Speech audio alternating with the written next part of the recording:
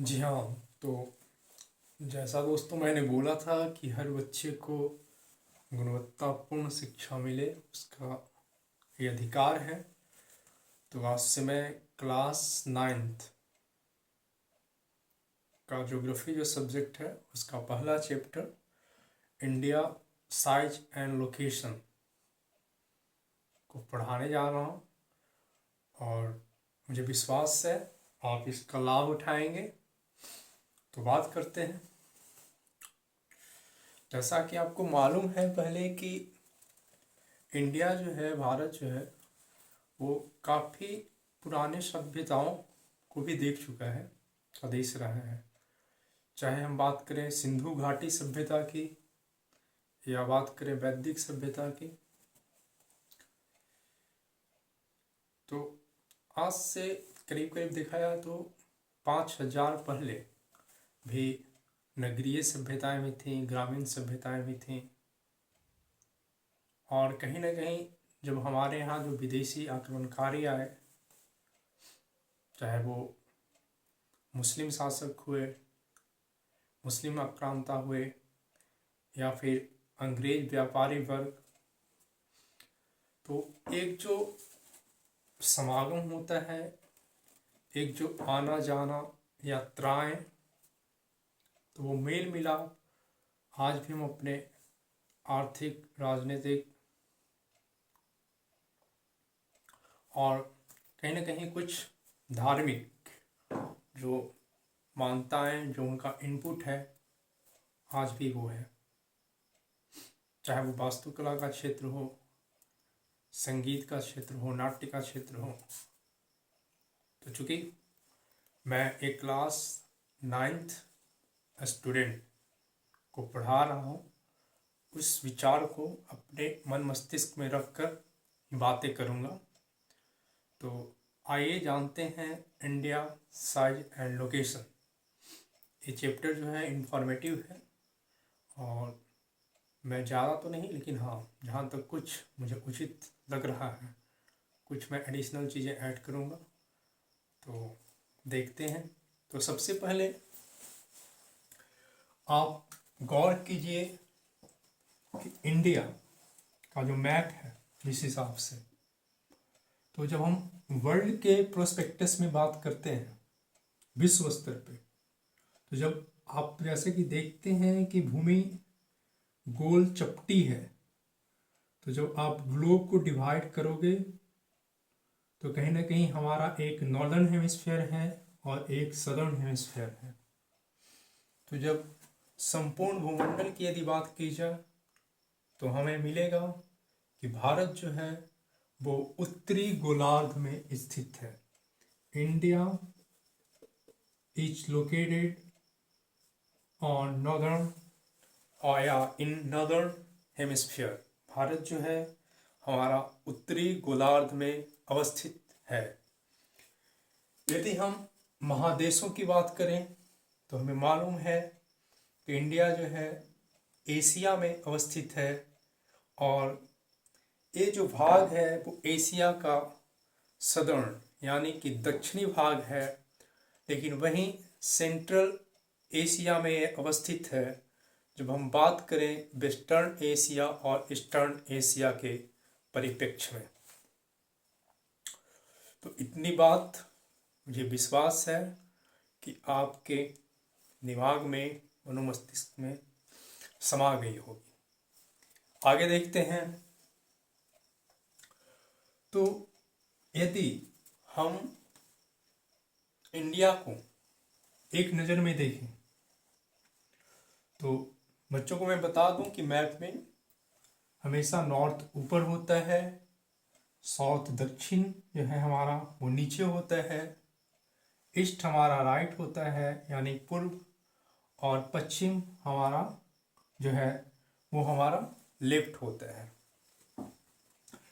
अब इस मैप में आप देख रहे हैं कि इंडिया का जो ऊपरी जो मेन लैंड है उसमें जो दो देश हैं वो चाइना और भूटान अवस्थित है। इसके पूरब में बांग्लादेश है। वहीं इसके नॉर्थ ईस्ट की यदि बात की जाए आप नॉर्थ ईस्ट में जाओगे तो म्यांमार मिलेगा आपको। फिर यदि देखा जाए तो बे ऑफ बंगाल जो है हमारे पूर्व में स्थित है। दक्षिण की बात की जाए तो इंडियन ओशन, पश्चिम में हमारा अरेबियन सी, नॉर्थ वेस्ट यानी उत्तर पश्चिम की बात की जाए तो पाकिस्तान, अफगानिस्तान जो देश हैं वो अवस्थित हैं।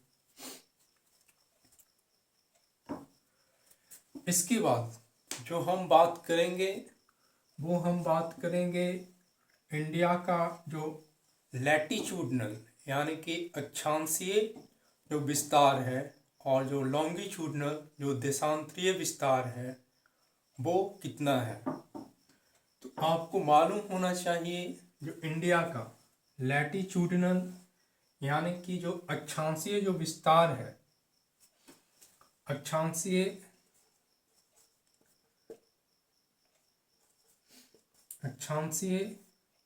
या फिर लैटिट्यूडिनल एक्सटेंशन जो है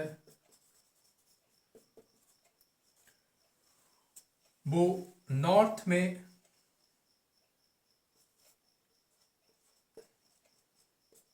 8 डिग्री 4 मिनट नॉर्थ तो 37 डिग्री 6 मिनट नॉर्थ है। उसके बाद जो देशांतरीय जो लॉन्गिट्यूडनल जो विस्तार है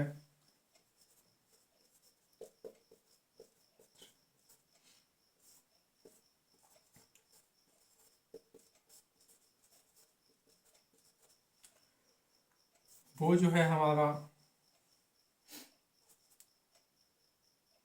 68 degree 4 minute east to 97 degree 25 minute east, यानी नॉर्थ और ईस्ट जो इसका अक्षांशीय जो विस्तार है वो नर्दर्न यानी कितना वो है 8 डिग्री 4 मिनट से लेकर के 37 डिग्री 6 मिनट। जो इसका देशांतरीय जो विस्तार है वो कितना है 68 degree 4 minute east to 97 degree 25 minute east. तो ये आपको याद होना चाहिए। कभी कभी ये जो है डायरेक्ट जो आप बड़े एग्जाम दोगे चाहे पीसीएस तक में, रेलवे वगैरह में तो आम है ये सब क्वेश्चन पूछते हैं।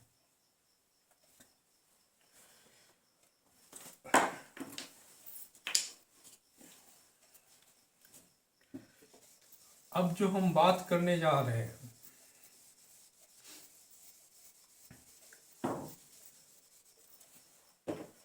वो बात कर रहे हैं हम इंडिया के साइज के ऊपर। लोकेशन आप लोगों को पता चल गया, इंडिया जो है लोकेट कहाँ पे है, नॉर्दर्न हेमिस्फीयर में यानी कि उत्तरी गोलार्ध में। और महादेशों के बीच बात की जाए तो एशिया का ये दक्षिणी भाग है, और साथ ही यदि हम वेस्ट एशिया और ईस्ट एशिया की बात करें तो ये कहीं ना कहीं सेंट्रल एशिया का पार्ट है इंडिया हमारा। वहीं पे इसके हमने देखा चारों तरफ जो देश हैं, पूर्व में इसके जो है बांग्लादेश है, नॉर्थ ईस्ट में म्यांमार है, उत्तर में देखा जाए ऐसे तो हमारा हिमालय का जो विस्तार है वो कहीं ना कहीं नॉर्थ ईस्ट में भी है, नॉर्थ में भी है, और कहीं ना कहीं नॉर्थ ईस्ट तक आ जाता है। तो वेस्ट से लेकर के कहीं ना कहीं north west, north and north east तक हिमालय जो है उसका विस्तार है, उसकी विभिन्न विभिन्न श्रेणियों में, श्रृंखलाओं में, और अलग अलग नामों से भी जाना जाता है। तो वो आगे की बात। तो हाँ, फिर हम देखते हैं कि ऊपर जो हमारा है एवं मेन लैंड जो हमारा होता है उसके ऊपर जो है चाइना, भूटान है। दक्षिण जो हमारा दो देश है वो हमारा है, हालांकि चलो उसकी चर्चा बाद में करता हूँ। अभी अब हम देखते हैं कि इंडिया का साइज जो है अकॉर्डिंग टू एरिया बाय जो क्षेत्रफल है वो हमारे पास क्या है। तो आपको मालूम होना चाहिए कि टोटल जो लैंड एरिया है हमारे पास, टोटल लैंड एरिया यानी जो भूमि क्षेत्र है या भू क्षेत्र है वो हमारे पास है 3.28 मिलियन स्क्वायर किलोमीटर। यानी कि विश्व परिप्रेक्ष्य के हिसाब से देखा जाए, पूरे विश्व के भौगोलिक क्षेत्रफल के हिसाब से यदि उसका प्रतिशत क्या है, वो हमारे पास लैंड एरिया जो परसेंट में है वर्ल्ड के कॉन्टेक्स्ट में, लैंड एरिया इन परसेंटाइल देखा जाए तो 2.4% है पूरे विश्व के तुलना में।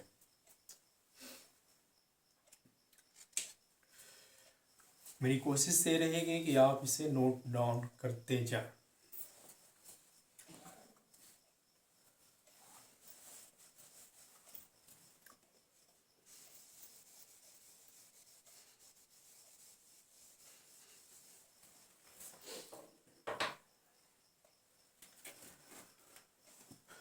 जो लैंड बाउंड्री, टोटल हमारे पास जो लैंड बाउंड्री है वो है 15,200 किलोमीटर। वहीं यदि हम बात करें जो कोस्टल जो हमारा क्षेत्र है, जो मेन लैंड इसको पूरा ले करके जो तटीय जो इलाके हैं इसके मुख्य भूमि समेत, यदि हम बे ऑफ बंगाल में जो अंडमान और निकोबार, बे ऑफ बंगाल में जो अंडमान एंड निकोबार अवस्थित है, वहीं आप देखते हैं अरेबियन सी यानी अरब सागर में हमारा लक्षद्वीप अवस्थित है। यदि इनको सम्मिलित करके यदि हम बात करें तो जो हमारा जो कोस्टल जो एरिया होता है, कोस्टल मेनलैंड एरिया जो है including Andaman and Nicobar in bay of Bengal and Lakshadweep in Arabian sea, the total coastal line area, the total including mainland of coastal land area, वो हमारा होता है 7,516.6 किलोमीटर। यानी हमारा जो टोटल जो है मुख्य भूमि को लेकर के जो हमारा जो तटीय जो क्षेत्र है उसमें अंडमान निकोबार और लक्षद्वीप को शामिल किया जाए तो 7516.6 किलोमीटर है।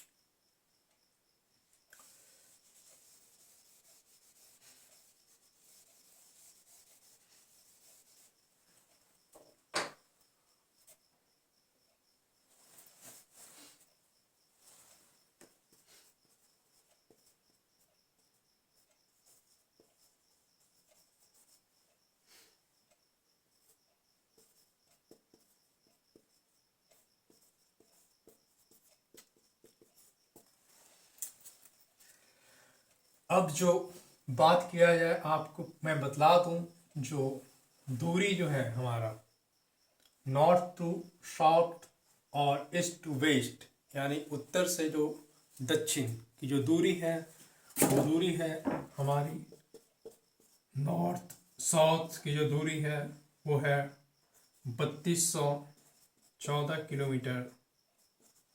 वहीं ईस्ट वेस्ट हमारा 2933 किलोमीटर है। यानी आप कह सकते हैं कि जो दूरी है कहीं ना कहीं उत्तर से दक्षिण की दूरी ज़्यादा है तुलना में पश्चिम से पूरब के। तो इतना आपको मालूम हो गया होगा।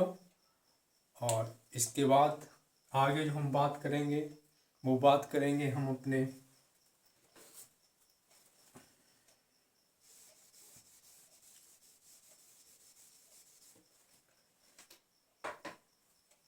जो हमारे दो जो हैं 2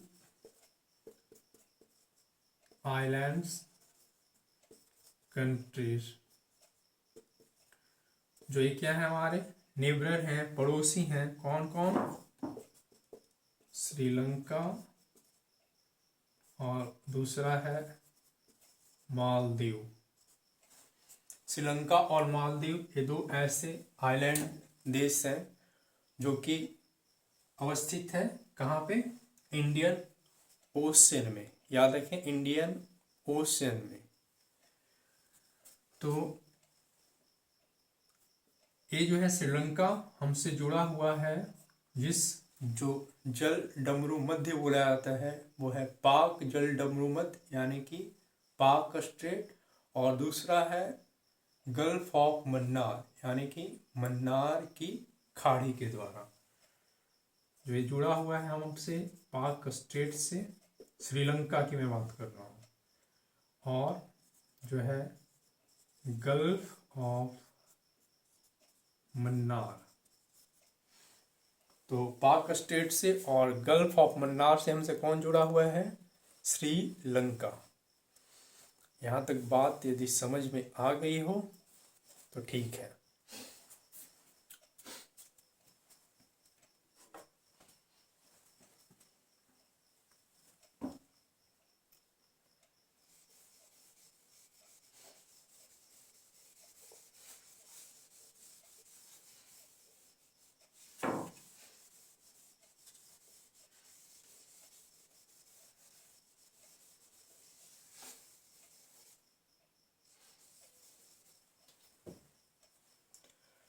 अब मैं जो बात कर रहा हूं उस पे आप लोग ध्यान देंगे।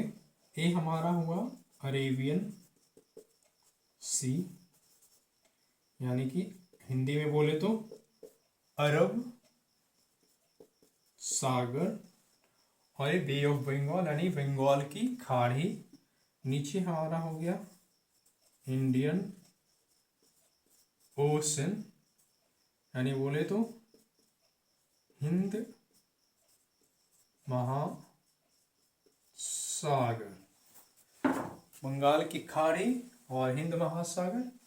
तो आपको ये मालूम होना चाहिए जो यहाँ पे जो द्वीप है बे ऑफ बंगाल में, उसका नाम है अंडमान एंड निकोबार। यहाँ पे जो द्वीप है, आइलैंड जो है, उसका नाम है लक्षद्वीप।